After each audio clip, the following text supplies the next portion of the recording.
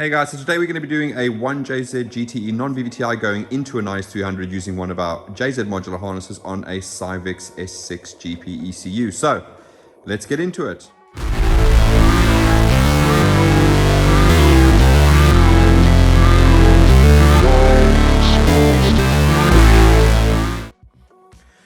Right, as I said, it's a 1JZ GT non-VVTi going into a Lexus IS300. It is completely plug and play. It's using our JZ Modular brand new harness, so it will work for both a 1JZ GT non-VVTi as well as a 2JZ GTE non-VVTi as well. So what we're going to do today, first of all, we're going to go through the layout like we always do, show you where everything plugs in, explain the modularity parts, tell you what you can and can't upgrade. Then what we're going to do is go into the testing, which involves just putting the ignition on because it's a plug and play harness. And then obviously we actually run the engine so you can see that everything works. So first thing we're going to do, because it's a completely brand new harness, we're going to go through the photos of that, show you the build process and what all the sub harnesses look like. And we're back in a second.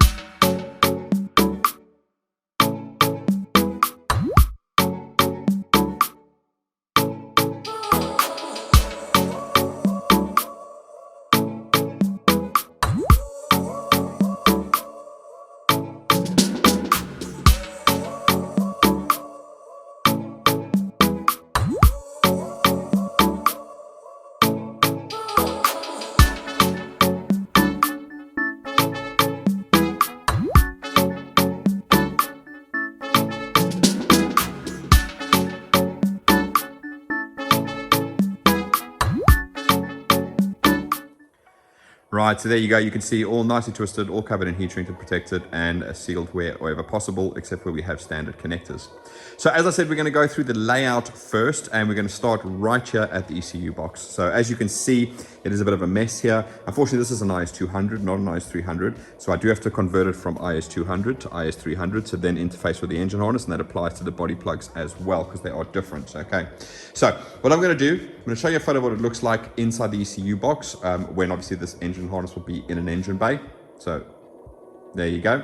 Right, so you can see everything is nice and neat, has its home and so on and so forth, and obviously designed so you can put the lid back on again and keep it all watertight. So let's start in here with the ECU, and that only has one big plug, so that is really nice and simple. Can't really go wrong there. Just plug it straight in. It's got a sliding lock that pops up there, push it on and pop that back down again. Super simple.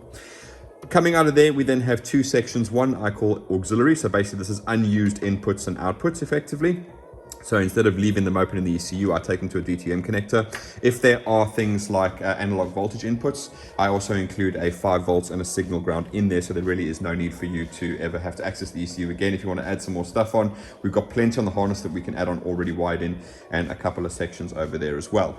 Then, because of Syvecs, it requires an Ethernet connection, not a USB connection, so we have wired one of those in. It does have a dust cap as well to keep it nice and clean while it's living inside the engine bay in the ECU box. Now, granted, they are waterproof, but we tend to find a lot of dust can get in them for some weird reason. So again, dust cap on there to keep it nice and safe and protected.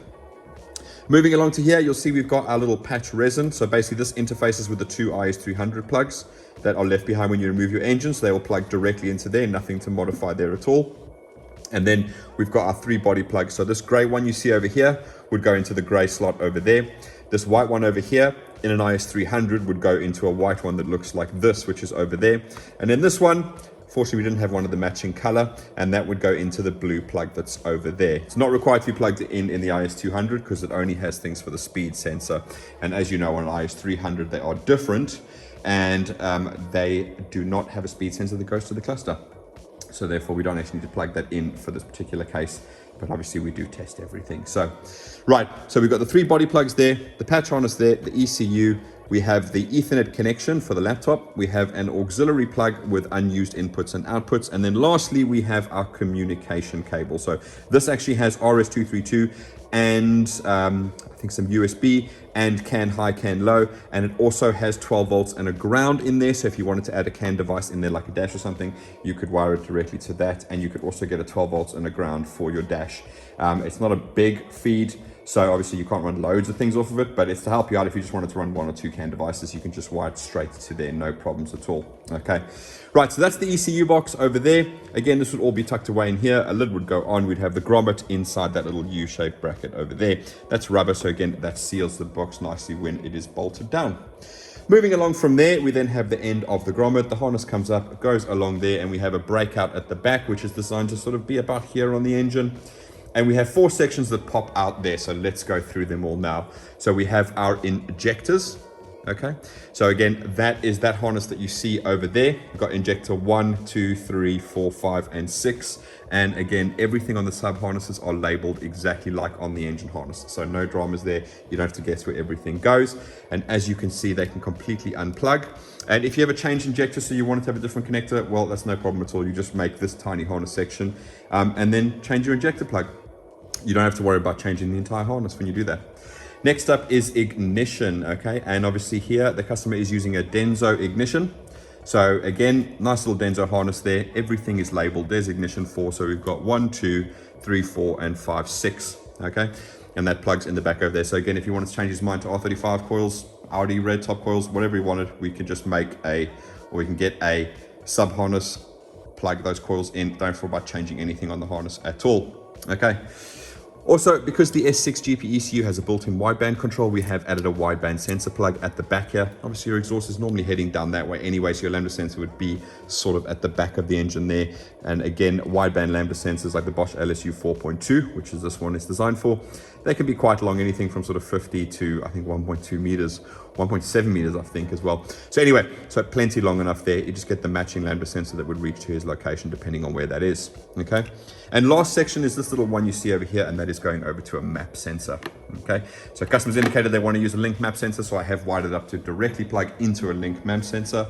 Obviously, because it's just a 3-pin DTM, we could make a little tiny harness section to go to whatever map sensor was required, but this is the one that we went on. And that's your 4 sections of breakout there. Then the harness carries on along there until it reaches about the cam sensor over here. And remember, this is a 2JZ GE VVTi engine, so it'll look very different on a 1JZ GTE VVTi engine, but obviously it's pretty damn close. Okay, so this section that breaks out over here, it's going to go to your cam sensor. You can actually see the plug down there. Now, if you know 1JZ GT non-VVTIs, you'll know that they actually have 2 cam sensors. We only use 1 on an aftermarket ECU because it's pretty irrelevant to use 2. The reason I think, and again, I haven't confirmed, the reason I think that they do that is if you look at a cam on either a 1JZ GT non-VVTi, even a 2JZ GT non-VVTi, as well as a 1UZ FE non-VVTi, they use 2 cam sensors. Now on the 1UZ, because it's a V8, they had a cam on that side and they had a cam on that side. On the JZs, they had one here and they had one here. And if you actually open it up and you look at the cam and you look at the teeth, what you should notice is the teeth are going to be exactly 180 degrees out. Now, engine cycles, 720 on the crank is 1 full rotation of your 4 strokes. The cam turns 360 degrees for every 720 of the crank.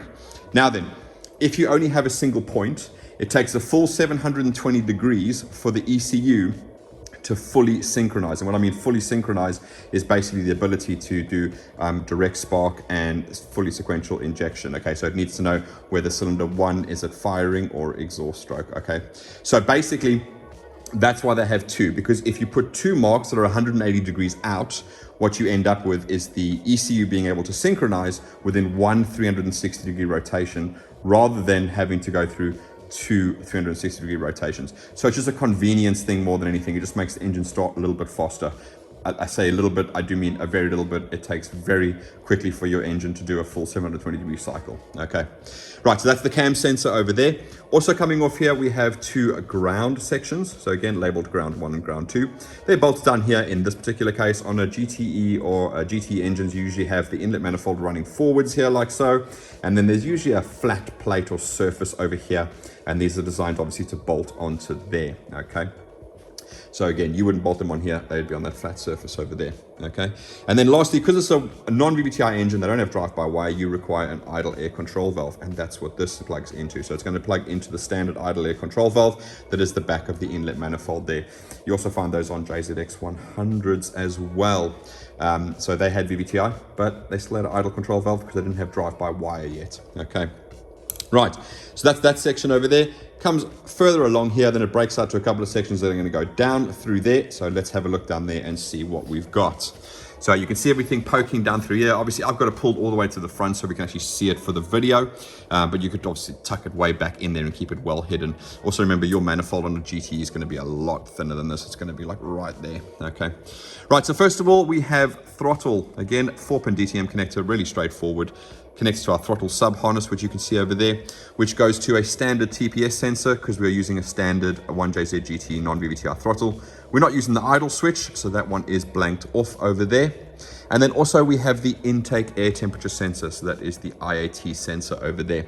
So again, these are all designed to have the IAT sensor in the tube coming up to the throttle body over there. Now I do know that obviously on the GTE non-VVTIs, I think both the 2JZ and the 1JZ, they do actually have an intake air temperature sensor that's inside the inlet manifold.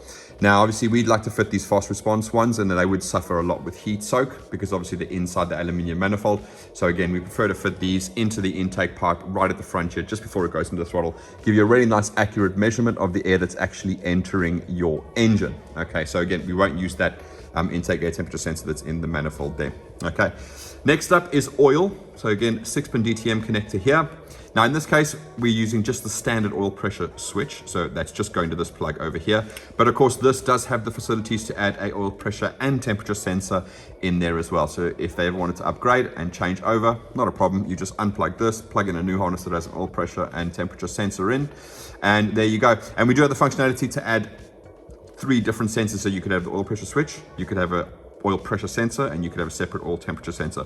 Obviously, a lot of guys go with the Bosches now that have the combined pressure and temp sensor, but yeah, you could do that. Now, this oil pressure switch over here is actually communicating with this device to make the oil light on the dash work. So obviously, if you do upgrade and you still want your oil light on your dash to work, you do need to keep this. Now, you can obviously put a T-piece or something in here. You can put a separate sensor and still keep the other one as well. It's not the end of the world, okay? Now then, going over to here, we then have fuel. So in this case, the customer's not opted for any type of fuel pressure or temp sensor, but we have wired it in. So if they do want to add a fuel pressure or a temp sensor, absolutely no problem at all. They can just unplug this and plug in a sub harness that has those correct connectors on and then set it up in the ECU. Next up is going to be knock sensors. So again, we're using the standard knock sensor. So you can see one at the back over there and one at the back over there. So that's absolutely fine. So again, you can see here, it's quite a thick cable. We've definitely put twin core shielded cable in there. So you can happily use a Bosch wideband knock sensor. Again, simply a case of unplugging this one and plugging in a Bosch wideband knock sensor as well, okay? Next up, we have our starter solenoid cable. So that pops up through, you can see it dangling there. So that goes straight down to your starter solenoid. So that's for the starter solenoid, and that's what kicks that into action. And then last but not least, we then have our gearbox harness over there. Let me see if I can get that to focus. There you go. Brilliant. Okay, and that just plugs directly into our gearbox harness over here. Nice and simple. So again, that's designed to come all the way back over here, and then that harness goes onto the gearbox. In this case, it's a J160, but it's the same connections as R154. But we have our reverse connector over here. Let me see if I can twist that around. There you go, reverse, and then we do have speed. Now, obviously, as I said earlier, the IS300 doesn't actually have the ability to send the speed into the vehicle because it takes it from the ABS ECU. So that's really straightforward. If you do engine swaps on the IS300, it's really no problem at all about speed. That comes from the ABS ECU. As long as you have the ABS ECU, you'll be absolutely fine. Now, What I would say is the IS300 and the IS200 cluster are exactly the same. So what I mean by that is that technically speaking, you could wire a speed sensor into the back of the cluster if you were to remove your ABS ECU. It is totally doable. In this case, for his speed sensor, what I have done is I've actually taken it to the ECU so that the ECU can interpret that data and the tuner or the customer can do whatever they want with that piece of information. Okay, right, so that's that section that pops down there, nice and simple. Then the harness carries on along here, goes onto the top here, and we have a breakout section over there. Now you can see this one is coolant temp, CLT. Now again, 3-pin plug because we do need 2 temperature signals for this particular setup. So you have your 2-pin that works for the ECU. So that's that one over there. And that obviously just says CLT on it. Let me get that to focus. Anyway, and then that one says temp, and that's actually connected directly to the MPX device. And that's what's going to make the temperature work on your gauge. Okay, so it's not used for the ECU at all. It doesn't even go there. It is purely just for that. And on your 1JZ GT non-VVTIs, you actually have 2 of these sensors, and they're usually around about here. Now, obviously, I make this long enough, so if I wanted to sell this onto somebody else, you can just swap this around, and obviously you can then put that into there. Okay, because obviously these have the coolant temperature sensors on this side over here. Right, so that's that section over there. And then this little section that breaks out here is going to be for the alternator. Okay, and again, he's using his IS300 alternator, so we've given him the correct oval plug on there, so that's going to plug directly into there, no problems. Then the harness is going to carry on down to about here, and where it breaks out again. And in this case, we have added the functionality for a Mach boost valve. Okay, again, blanked off for now because he hasn't opted to go with that. And then we have a crank sensor over there, again, labeled CRK for you. So again, super nice and easy, nothing really complicated there. The only extra things you need to add on are the following. You need the main power from your starter. That's going to go onto your battery there, straight, doesn't go through a fuse or anything. Again, it's a nice short run because we're going to go boom, boom, straight to there. The other one is your alternator. So if you have a look over here, you'll see I've got the bolted on cable here, the temporary one just for the stand. That's going to then go underneath the vehicle. It's going to pop up and it's going to go over to your fuse box over here. Now, I always recommend connecting it to here for the simple reason that that is a 120 amp alternator fuse, and you should have one of those in your IS300. Therefore, because this cable has got to run a long distance and it's going underneath the engine, it's far better to put it through there than if the cable gets snagged on something or something happens and it shorts out, it'll pop your fuse, boom, nothing is going to happen. If you take it directly to the battery and it snags and it touches the ground, all that basically is going to happen is it's going to turn red, red hot, and who knows from there what's going to happen. So the only power supply on an engine that I know of that you don't fuse is your starter motor, and that's just because of the amount of amps that it does pull. You'd have to have such a high fuse for it, and in this case it's such a nice easy short run, unless you're left-hand drive, in which case it's over there, quite a long run, but your alternator is incredibly short. All right, so anyway, starter motor, alternator, and the last one is ground. So on your IS300s and 200s, you have this little cable over here, pops down, goes underneath, bolts to the chassis, goes along down here, and I can actually find my old one because I don't use it anymore. And there it is, little sort of L-shaped bracket on there, and that just bolts to your block. So that's going to go straight to your block, no dramas there, nothing to worry about. Usually on the firewall over there's another earthing point, usually bolts onto a bracket that goes about here. I advise just to connect that over there, because again, your engine harness is going to be earthed entirely on the inlet manifold, and that's obviously metal bolted to the head. So you take that earth from the cylinder head to over there, it just gives it a nice clean earth. And the last one is one from your gearbox bolts to the chassis leg. That goes right down at the bottom there. Usually one of those little braids. It's not actually like an insulated wire, it's just one of those sort of earth braids with 2 ring terminals on. That's kind of the 3 that I can recommend that you add onto the engine. Toyotas love earths, so knock yourself out with as many as you feel like. Okay. Right, so I think I've covered everything there, so that is great. So again, nice and simple, everything is laid out for you guys. It just literally goes zoop, zoop, and then over the top like that. You have your sub harnesses for your coils, your injectors, bunch of stuff coming out the bottom there for oil, fuel, throttle, knock, and then you have your gearbox section. On the other side, we have the ability to change alternator, the ability to change coolant temperature sensors as well, because obviously we're using aftermarket ECU, we're not forced to use the Toyota one. So if you wanted to change over to a Bosch one, no problems, knock yourself out. Okay, right, but hopefully that's super helpful. Anyway, next up, let's jump into the testing of the harness. Right guys, so we're back now with the testing of the harness, and as I said, it's 2 parts, one with the ignition on and one with the engine running. Okay, now I do a lot of testing off camera, things like making sure all the injectors are firing on the correct outputs, making sure all the ignition cores are firing on the correct output. Obviously that takes a lot of time, so I don't bore you guys to death with all of that testing, but obviously we do a little bit here so you guys can see obviously that everything is working correctly. Okay, so as it's an IS300 plug and play, there's certain things we're going to test here that we wouldn't test on a normal harness. So starting off, we're going to be looking at the ambient temperature. So what I mean by that is the outside temperature. So on the display over here, we're going to see it says 18 degrees. It just says a constant 18 degrees because that's how the MPX analog device works. They are designed basically to fit any engine into an IS200, 300 or an Altezza. Therefore, we don't actually sense the outside temperature. We just put a constant value out so that it gets rid of the E, which is an error, or the 2 dashes, which you get when you normally remove the ECU. Okay. Right, then we're going to do check engine light. So in this case, it is being controlled by the ECU.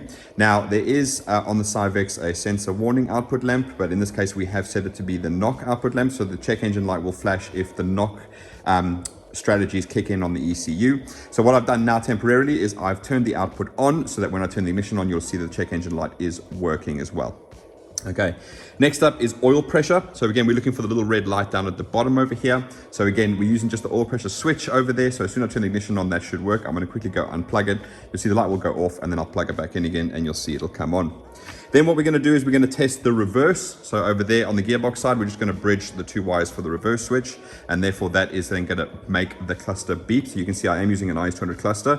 It does have the buzzer in it for the reverse, because unlike the IS300 cluster, which has all the gear positions over there, but unfortunately, that's not a physical wire signal. That's MPX data from the original IS200 ECU that puts the gear position on there. So I use this so I can get my buzzer. That tells me that the reverse circuit all the way to the inside of the vehicle is 100% and working correctly. Right, next up then is fuel pump. So speed is not applicable because again, we're not sending speed to the dash. It's only going to the ECU, so we're not going to be able to test that quickly. Then we've got fuel pump. So again, controlled by the ECU. You're probably going to hear it prime when I turn the ignition on, but I'll actually turn it on and off on the ECU software over there as well. And AC request, as I said, or if I haven't mentioned it, but again, we scrapped AC in favor of being able to control the fan.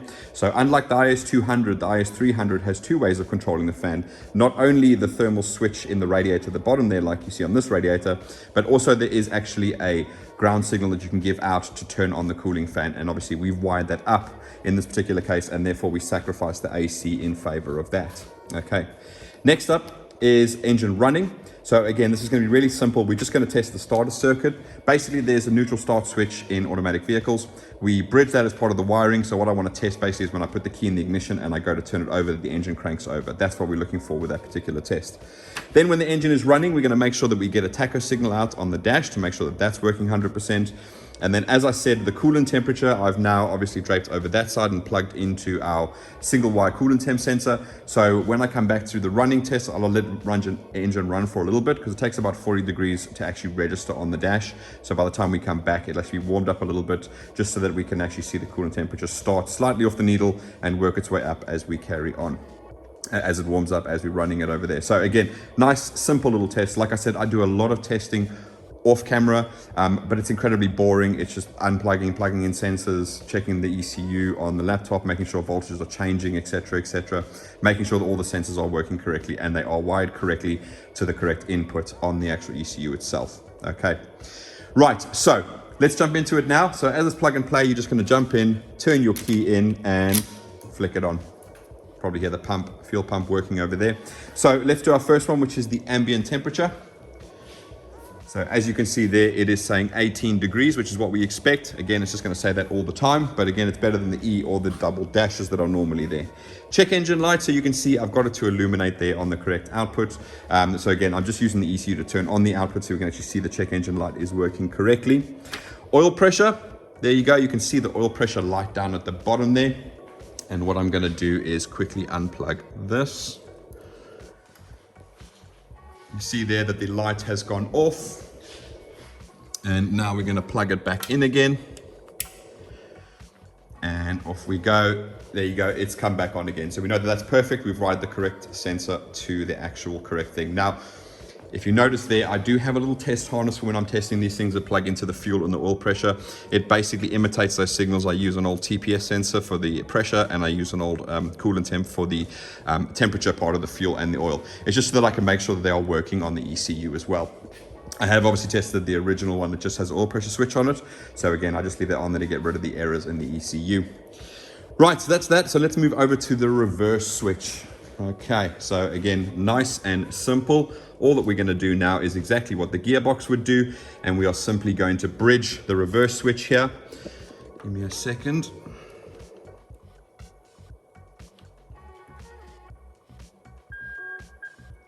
And there you go. Well, you heard the beep. I'll make it happen again. So you can see that I'm just bridging it, which is what your gearbox does anyway, and you can hear the reverse switch beeping away over there. Okay. Right, so that is the reverse switch done. So let's pop back over to here. So after reverse, we've got fuel pump. So again, we're just going to pop over to the ECU, and we are just going to make the fuel pump work. So it's connected to output number 9. So I'm just going to turn that on. And hopefully you can hear the fuel pump working away there. So that's perfect. I can actually turn off output 8, which is the check engine light. And you can see now the check engine light has gone off. So super happy with that. So working exactly as we expected it to. Right, so that's all the testing with the ignition on. Like I said, I do a lot of testing off camera. I don't want to bore you guys with all of that. So that's all we do on the camera side. And you guys can see that the major of the stuff is working that affects you guys when you're inside the vehicle. Right, so again, I'm going to get this engine set up, put the intake back on, get everything done. I'm also going to basically use my little test harness here to do the ignition coils. So again, we're using the dumb coils on the 2JZ to get it running because we can't fit the Denso coils and the intake on as well. So I'm going to get that done, get the engine a little warmed up, and we'll be back and we'll do the testing with the engine running. So see you in a second. Right guys, so we're back again for the testing of the engine and the running section this time. So we're actually going to be starting the engine now to make sure everything works correctly. Quick recap of what we're going to do. So first up is the starter circuit. What I mean by that is obviously the IS300, 200, they have a neutral start switch. So we bypass that in the wiring. So we're making sure that that's working, and then effectively when we turn the key, the engine will crank over and fire up. Next up is going to be the tacho. So we basically want to come along and just make sure that the tachometer is actually working. That's all we're basically looking for. We might get the engine a bit of a rev up as well, just so you can see it going up and down there. And then coolant temp, we just want to make sure that it is actually working. So you can see at the moment with the ignition off, it is down there. I have warmed the engine up, as I said earlier. So when we turn the ignition on, you'll see there'll be a little bit of coolant showing there. I've let it cool down, so it's about, I think it's about a quarter of the way down. So obviously, as we start it up, we'll let it run for a little bit, and hopefully the needle should move up a little bit. Probably not a lot, but anyway, we want to see that moving up to make sure that it is working. Okay, so just a quick recap. We've obviously added in just an igniter so we can run the dumb coils on here. So that basically there's 3 coils, runs wasted spark system. That's what the VVTi systems use. This harness is built for a non-VVTi, so it does have a 6-wire stepper motor for the idle control. This engine is a VVTi, so it does have drive-by-wire. So basically, when I start it up, it's going to probably be idling about 1500 RPM, and that's basically because on these drive-by-wire throttles, the throttle actually sits slightly open at about sort of 5% on there. So again, it's not going to be idling at like 800, 900 RPM, because obviously I don't have any means of controlling idle, because it was always done through the actual drive-by-wire throttle. Okay, so that's that. So when I start it up, don't be surprised if it's idling at like 1500 RPM. But anyway, so let's jump into the actual starting. So again, we're going to pop along here. We're going to turn our ignition on. You're going to see everything comes up there. We've got our oil light go there, so that should obviously go out as well when we start the car up. But let me get my ear defenders on, and let's fire her up. 3, 2, 1. There you go. Yeah, just about 1500 RPM there. It's quite right over there. You can see our coolant temp is actually going up there, so we can see that that is actually working. In terms of our tacho, let's give her a little bit of a rev.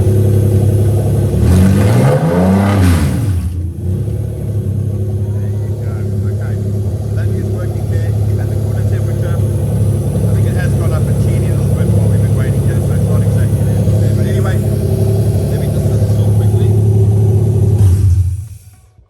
Okay.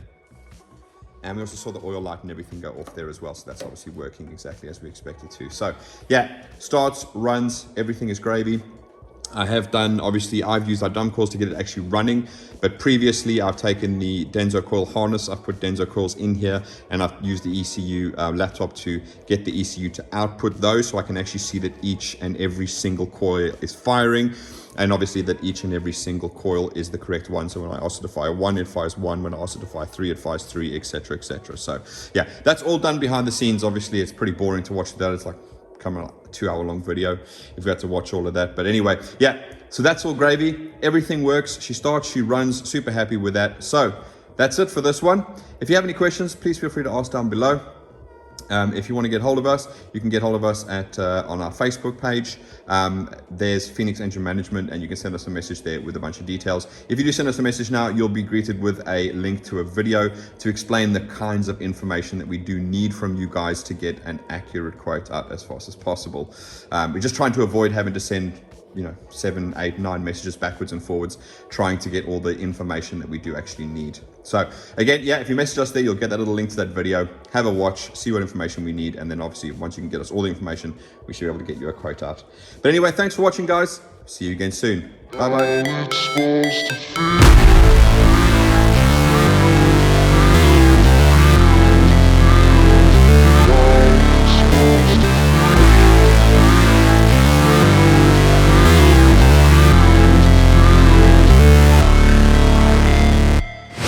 Never break, always fight, never quit, do it right, play the game, win it life, have no shame, there's no time, feel the pain, live the grind, I could change, in my mind, pick a lane, commit and climb, the only way to win it life, I never miss, that's fact, taking big swings, each hand to the bat,